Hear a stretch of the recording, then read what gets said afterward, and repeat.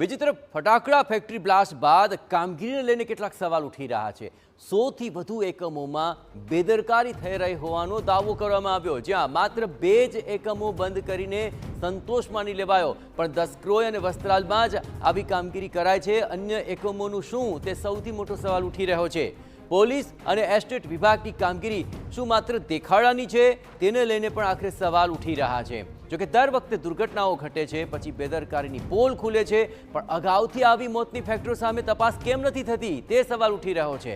અત્યારે પણ એએમસી અને પોલીસે માત્ર 2 જ એકમો સામે કામગીરી કરી લીધી અને સંતોષ માની લીધો છે। દસક્રોયના વસ્ત્રાલ ગામના અહીં કાંતિ શ્રીમાળીના ખુલ્લા ખેતરને બંધ કરાયું, કારણ કે અહીં પણ ખુલ્લા ખેતરને ભાડે લઈને ફટાકડાની ફેક્ટરી ચાલી રહી હતી અને જે મોટી હોનારત સર્જી શકે તેમ હતું, માત્ર તે એકમ હવે બંધ કરાયું। બીજી તરફ રામોલ ગામમાં બક્ષીના કુવા પાસે મોહસિન ખાન પઠાણની ફેક્ટરી પણ બંધ કરી દેવાય છે, જ્યાં અહીં પણ ખુલ્લા ખેતરને ભાડે રાખીને ફેક્ટરી ચાલતી હતી। સિમરન ગોડાઉનમાં દારૂ ગોળાનો પાણી છાંટીને નાશ કરી દેવાયો। ખુલ્લા ખેતરમાં શેડ નીચે દારૂ ગોળો રાખવામાં આવ્યો હતો અને બંને જગ્યા પર ફાયર એસ્ટેટ અને પોલીસ દ્વારા સાથે રહીને ફટાકડાનો નાશ કરવામાં આવ્યો છે।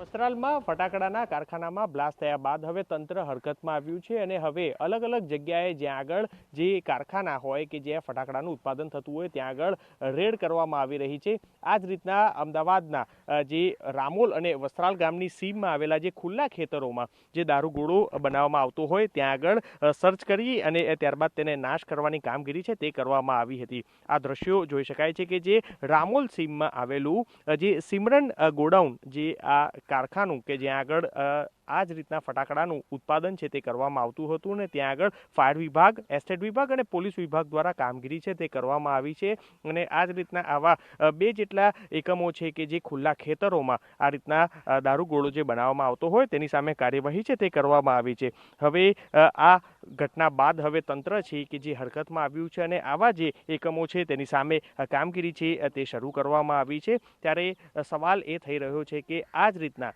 9 લોકોના હવે જીવ ગુમાવ્યા બાદ હવે તંત્ર છે તે હરકતમાં આવ્યું છે અને આ કામગીરી છે તે દેખાડી રહ્યું છે। અત્યાર સુધી આ જ રીતના ખુલ્લા ખેતરોમાં આ રીતના ફટાકડા બનાવવાના કારખાના છે કે જે જીવના જોખમે ખુલ્લા છે તે જોવા મળતા હતા, ત્યારે ફરી એક વખત આ દુર્ઘટના બાદ હવે કામગીરી છે તે કરવામાં આવી રહી છે। ત્યારે ફરી એક વખત પોલીસ, એસ્ટેટ વિભાગ અને ફાયર વિભાગ દ્વારા આ જ રીતના યુનિટો છે કે તેનું ચેકિંગ છે તે કરવામાં આવી રહ્યું છે। ત્યારે બીજી બાજુ જ વાંજ ગામ પાસેના જે આ ફટાકડાની ફેક્ટરીઓ છે કે જ્યાં ઉત્પાદન કરતા હોય તે એપ્રિલ મહિનાથી જ બંધ હાલતમાં છે, કારણ કે નવી એસઓપીના કારણે હજી સુધી કોઈએ પણ ફેક્ટરી જે હોય તે ખુલ્લી નથી મૂકી। પરંતુ આ જે છે કે જે મેહુલ ડોડિયા અને તેના જે સાગરીતો છે તે લોકો દ્વારા આ કઈ રીતના આખી આ જે ખુલ્લું કારખાનું છે કે જે વસ્ત્રાલ ગામની સીમમાં રાખવામાં આવ્યું હતું અને કોના રહેમ નજર હેઠળ ચાલતું હતું તેને લઈને અનેક સવાલો છે તે ઊભા થઈ રહ્યા છે।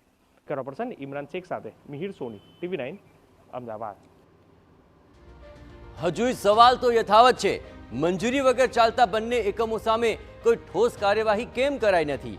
આવા તો 100 થી વધુ એકમો છે, ત્યારે એએમસી અને પોલીસ હજુ કોઈ મોટી દુર્ઘટનાની શું રાહ જોઈ રહ્યા છે? શું હજુ પણ નિર્દોષોના જીવ જશે પછી જ તંત્ર જાગશે?